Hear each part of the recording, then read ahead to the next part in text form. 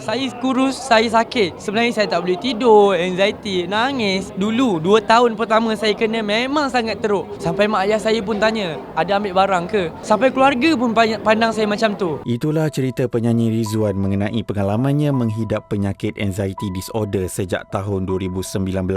Kata Rizwan, dahulu ada yang menuduhnya mengambil barang terlarang kerana terlalu kurus. Enggan timbul fitnah dan kekeliruan, dia memberanikan diri memberitahu kepada umum mengenai penyakit dialaminya. Tapi sebelum kita dengar cerita Rizwan itu, kita nak tanyalah perkembangan kubur bapanya yang hilang tahun lalu.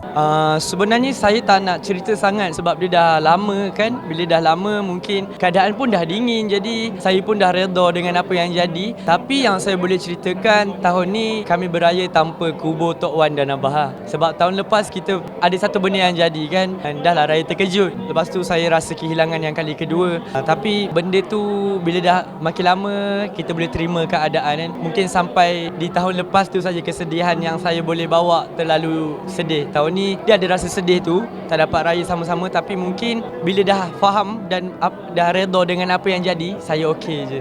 Ayah saya meninggal, abah saya meninggal umur saya 9 tahun. Dan rasa kasih sayang seorang abah tu tak lama pun. Saya dapat kasih sayang seorang ayah lepas mak kahwin lain. Sebab bila mak kahwin lain, dia rasalah kasih sayang seorang ayah. Sebab bila kita umur 9 tahun ni, dia tak macam dewasa. Contoh waktu sekarang kalau saya kehilangan ibu bapa saya, mungkin saya akan rasa sedih yang sangat sebab dicipta kenangan banyak. Tapi selama 9 tahun, mungkin waktu kecil-kecil saya tak ingat lagi apa benda sangat. Dia ada sedih dan dia ada kenangan-kenangan yang saya tak boleh lupa lah. Tapi benda tu hanya jadi persinggahan lah. Benda tu dekat kepala otak saya. Contoh macam saya duduk, angin datang, dia macam singgah sekejap-sekejap, dia mengulit segala kenangan tu sekejap. Dia tak ada lah terlalu lama stay dekat dalam kepala ni. Tapi dia tetap masih ada rasa sedih dan rasa orang kata seronok dengan kenangan-kenangan dulu.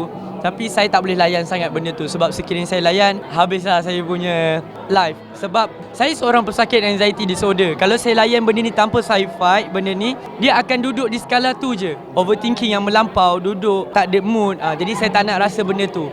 Cukup dia datang sekejap-sekejap saja perasaan tu. Berkenaan dengan anxiety tu, mungkin kalau boleh di-sharekan lah, atau macam mana Rizwan, perkembangan tersebut macam mana? Ada mungkin jumpa pakar ataupun sedang orang kata tu ada tips tersendirilah untuk mengatasi anxiety tersebut? Okey, saya malu untuk pergi psikiatri. Jadi saya cari seorang doktor yang boleh saya jaga saya.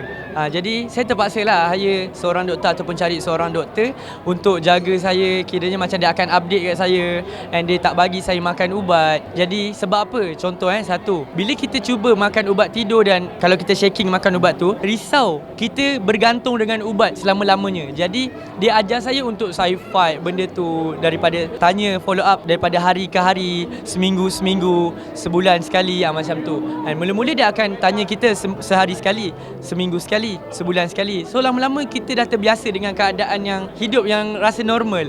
Jadi doktor pesan dekat saya, sekiranya korang ada anxiety disorder, jangan anggap benda tu sakit, tapi anggap itu adalah hadiah untuk kita teruskan hidup. Terjadi itu sejak bila dapat anxiety tu? 2019 start PKP.